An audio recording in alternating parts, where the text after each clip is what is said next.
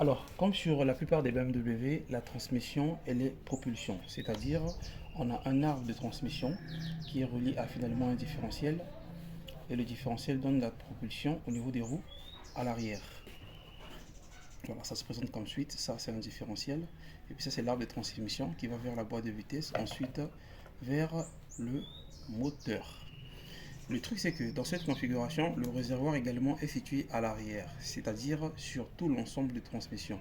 Ce qui fait que le réservoir a plus ou moins cette forme-là. On va faire ça comme ça pour plus de compréhension. Voilà, il y a un canal comme ceci. Voilà. Et c'est par là que passe l'arbre de transmission pour aller finalement vers le différentiel à l'arrière. Du coup, vu la configuration, ça c'est au niveau intérieur, voilà, ça donne un peu ça. Vu cette configuration du réservoir, ça fait que quand nous mettons du carburant, le carburant s'étend jusqu'à l'autre partie du réservoir, c'est-à-dire à l'autre partie là-bas, tout en sachant qu'il y a un canal ou un tunnel qui sépare les deux parties du réservoir en deux. Donc il y a une quantité de carburant ici, il y a également une autre quantité de carburant par là. Ici, il y a une pompe électrique qui finalement envoie, je vous le fais ici, donc on se retrouve avec un schéma comme ceci du réservoir. Voilà, il y a une pompe électrique ici qui envoie finalement le carburant jusqu'au niveau du moteur. Ça, c'est le moteur. Et après, il faut qu'il y ait un retour. Le retour passe finalement par ici. Il y a un autre filtre à essence quelque part ici. Ça, c'est un filtre. Voilà. Et après, ça revient ici. Ça, c'est le schéma classique. Normalement, un réservoir ordinaire qui n'a pas cette fente-là, c'est-à-dire le même retour est mélangé toujours avec le même liquide à l'intérieur pour que la pompe envoie vers le moteur. Le surplus revient dans le réservoir. Ça, c'est le schéma conventionnel. Mais le truc chez les BMW ou la plupart des voitures, à cause de finalement cette séparation, le carburant retourné dans ce côté du réservoir se retrouve malheureusement emprisonné là-bas et la quantité de carburant qui sera ici finalement, une fois tout envoyé vers le moteur, brûlé, consommé, cette partie devient vide. Mais par contre, il faut un système qui récupère le carburant coincé dans l'autre partie du réservoir pour ramener ici. Ils y ont pensé, ils ont mis un autre tuyau qui arrive là, finalement, qui est relié à une petite pompe ici, qui n'est pas électrique. Je vais vous expliquer comment ça fonctionne. Qui finalement, quand le carburant arrive par là, cette pompe récupère toute la quantité de carburant qui est ici, renvoie dans la partie qui doit envoyer vers le moteur via la pompe électrique. Le truc, c'est que cette pompe-ci fonctionne comme un siphon, c'est-à-dire avec la pression de l'essence finalement qui revient par là, ça rentre dans un système genre un Y à trois branches. Voilà. Donc, la première branche, c'est celle où l'essence arrive. La deuxième branche, là, finalement, emmène l'essence dans l'autre partie du réservoir. Et la troisième branche du Y aspire en fait la quantité de carburant qui est là pour renvoyer dans le réservoir, la partie du réservoir où il y a la pompe électrique. Maintenant, le truc, c'est que si le débit qui arrive ici là n'est pas conséquent, ça ne va pas faire fonctionner cette pompe Y là. C'est-à-dire que dans la pompe Y, il y a un petit système d'hélice et tout, genre un siphon. Voilà, genre, on va dire, comme une pompe de jardin, de jardinage, où on branche sur un robinet, on ouvre juste le robinet, et puis c'est la pompe qui envoie l'eau vers l'aquarium, et ainsi de suite. Donc, qu'est-ce qui se passe ici? Si le débit qui arrive ici est très grand, très bon, très, on va dire, très puissant, ça va faire tourner cette pompe à l'intérieur qui va, en même temps, aspirer via cette troisième branche-là pour que le liquide, le carburant, arrive finalement ici. Le truc, c'est que ce filtre-ci, le nôtre, il est, on va pas dire endommagé, mais il est endommagé, on va dire qu'il est bouché, parce que quand on souffle,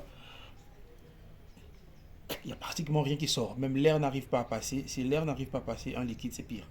Donc du coup, c'est ce filtre qui a un souci. En changeant de filtre, on va améliorer finalement le débit qui va quitter le moteur pour revenir vers la partie du réservoir qui va faire fonctionner finalement cette pompe à vide, non, qu'est-ce que je raconte, cette pompe siphon pour siphonner du carburant qui est coincé dans l'autre partie du réservoir et ramener ici là. Bon, pour l'instant, rapidement, qu'est-ce qu'on va faire? On va le remplacer par un autre filtre à essence pour l'instant, le temps de commander celui-ci parce que généralement on ne trouve pas ici.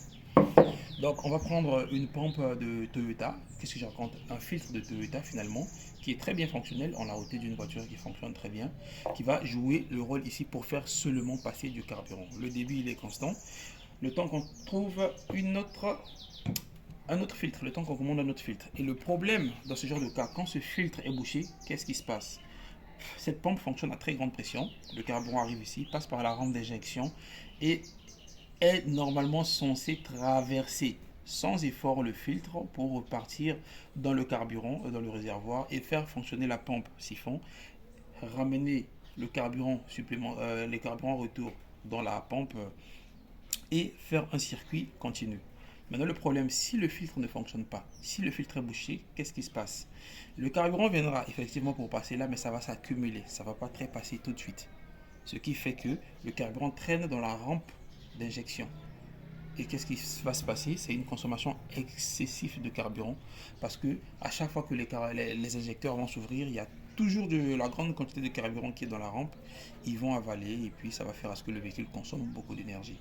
Et de l'autre côté, vu que le filtre est bouché, ça va faire à ce que le débit qui arrive ici là n'est pas vraiment très grand et la pompe là ne va pas tourner pour pouvoir envoyer le carburant dans l'autre partie du réservoir. Maintenant, BMW a conçu en fait deux systèmes de jauge finalement qui montrent le niveau de carburant. C'est-à-dire le système travaille comment? L'électronique lie à tout moment les deux capteurs pour voir la quantité de carburant qui est ici et la quantité de carburant qui est ici. Il fait la moyenne pour vous afficher le kilométrage au niveau de l'écran. Le truc c'est que quand lui il est vide, lui il est plein, il est presque plein parce qu'il y a du carburant ici qui malheureusement ne peut pas venir ici parce que lui il est bouché, il n'y a pas un bon débit ici et qu'est-ce qui va se passer? Ça va revenir ici là mais très lentement, en quelque sorte en goutte à goutte. C'est un peu abusé en goutte à goutte, mais ça arrive très lentement, ce qui fait que ça ne puisse pas faire tourner cette pompe-là, et ce qui va faire que le liquide qui est là ne puisse pas revenir ici là. Donc comme il y a assez de liquide ici là, qu'est-ce qui va se passer avec ce capteur? Il va être un peu haut, et au niveau du tableau de bord, il va vous indiquer que oui, il y a du carburant, mais seulement ici c'est vide, parce que la quantité ici a déjà tout envoyé, et la pompe ici est vide. Donc du coup, le capteur qui est là vous indique qu'il y a du carburant. Malheureusement, ici, c'est vide parce que la pompe électrique n'envoie plus rien. Résultat, on a du kilométrage sur le tableau de bord. Ça veut dire qu'il y a du carburant et on démarre, le véhicule ne démarre pas parce que la pompe électrique n'a plus rien ici, là. Il faut récupérer le carburant de l'autre côté, ramener ici, là. Donc, ce qu'il faut faire, il faut seulement changer ce filtre à essence et après reprendre ce carburant, le renvoyer ici, là, refaire le plein ou presque. Comme ça, une fois que la pompe va finalement faire fonctionner le liquide, arriver ici là, la pompe siphon va ramener le liquide ici et puis le problème est résolu. Donc là, on va remplacer temporairement, provisoirement avec une pompe ordinaire. Voilà, là, cette pompe passe. Oh oui, ça c'est l'arrivée. C'est ça l'arrivée? Là? Oui, l'arrivée, c'est là. Ça c'est l'arrivée. J'arrive à souffler, de l'air passe sans problème. Mais le problème c'est qu'ici, je me mets au niveau de l'arrivée. Il n'y a rien qui passe. Ça passe à peine en fait. J'arrive même pas à bouger cet air que j'envoie pour bouger le papier. Ça montre que c'est bouché. Ce n'est plus fonctionnel. Alors, ici, quand je souffle. Ouf, ouais. Voilà, ça mouille très bien même. Ça siffle très bien. Voilà le problème. Alors, c'est dû à quoi? Le fait que le filtre soit bouché, c'est les saletés au niveau du réservoir. À un certain kilométrage, il faut toujours penser à nettoyer le réservoir, c'est important. Puisque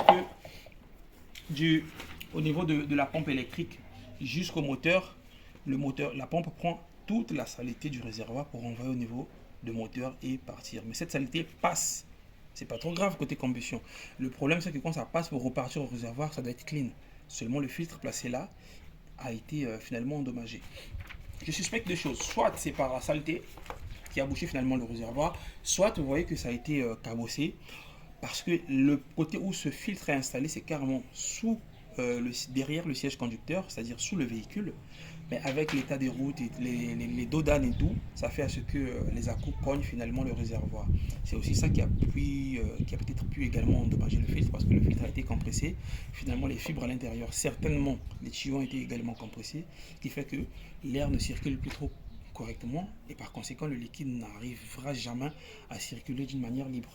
Résultat, changez le filtre et veillez à ce que quand vous roulez, faites attention aux bosses, faites attention à l'état de la route pour ne pas gasser tout ce qui se passe, tout ce qui se trouve sous le réservoir. Donc là, on va faire ceci, remplacer ce filtre-là temporairement par celui-ci qui est fonctionnel. Il n'a que de rôle de filtrer, déjà ça va pas trop embêter, le temps qu'on commande un nouveau filtre. Voilà, consommation de carburant excessive parce que le filtre était bouché. Et le filtre était bouché parce que soit c'est la saleté, soit c'est l'état de la route.